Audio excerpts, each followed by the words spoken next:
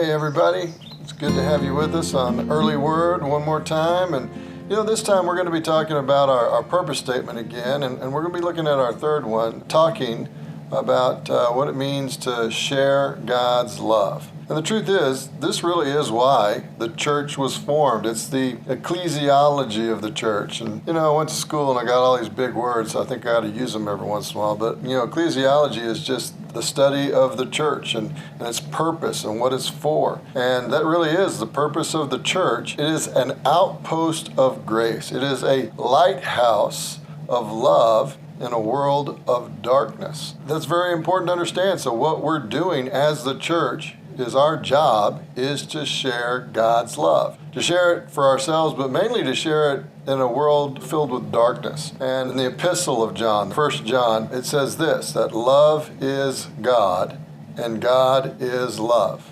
And so it's really kind of easy. If you know love, you know God. If you know God, you know love. Which then kind of leads us into the Gospel of Luke.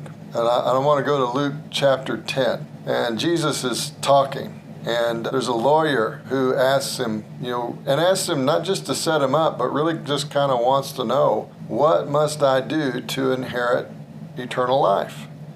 And Jesus' answer is pretty simple. Share God's love. He says, keep the commandments. And of course, those are the 10 commandments. The 10 commandments can all be summed up in two ways. One, they're about loving and honoring God. And then secondly, they're about loving and honoring people, not killing them, not stealing from them, not lying to them. And there's another thing that Jesus adds to it. He adds, the Shema.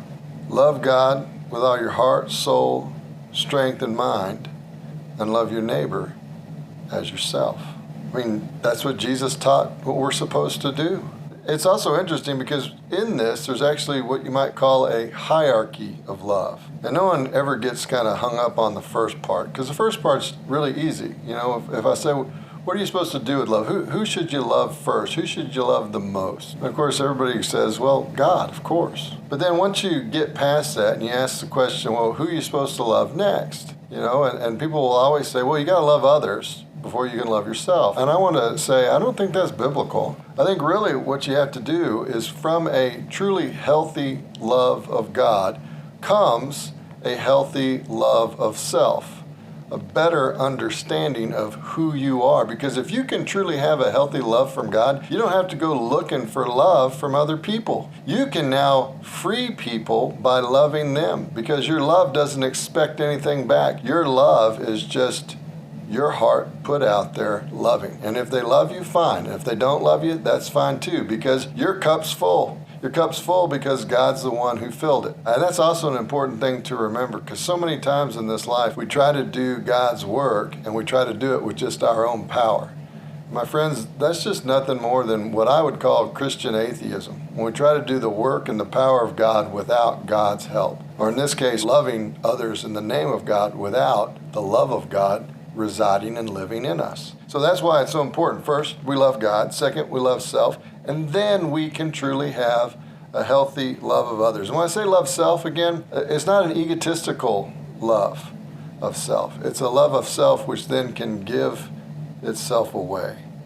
And I think that becomes so incredibly important. Again, Jesus also demonstrates this, and he does so at the Last Supper, and you're going to find that in the Gospel of John. It's such a touching and moving story about Jesus serving the disciples, about taking off his robe and washing their feet. Now, this really should have been done by one of the other disciples, but they didn't do it. They saw themselves as too important, but Jesus understood that his role was to love, and with love comes service and serving others. And that's really what we're supposed to be doing too. And that kind of leads to the church's understanding that we are called to be servant leadership. So many times in the church we think of leadership of, I have power, and now you have to do what I tell you to do.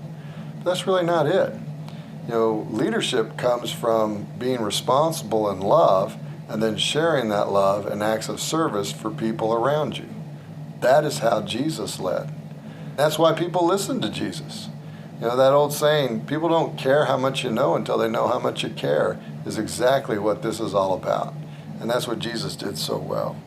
And then, of course, you can't talk about sharing God's love without taking a little bit of time and going to the love chapter. Everybody knows 1 Corinthians 13. You know, in Western literature, I really don't know of anything that is more beautiful than the way that 1 Corinthians 13 sets up love. You know, that love is such an amazing thing. And I love, again, how it ends. Faith, hope, and love abide, these three.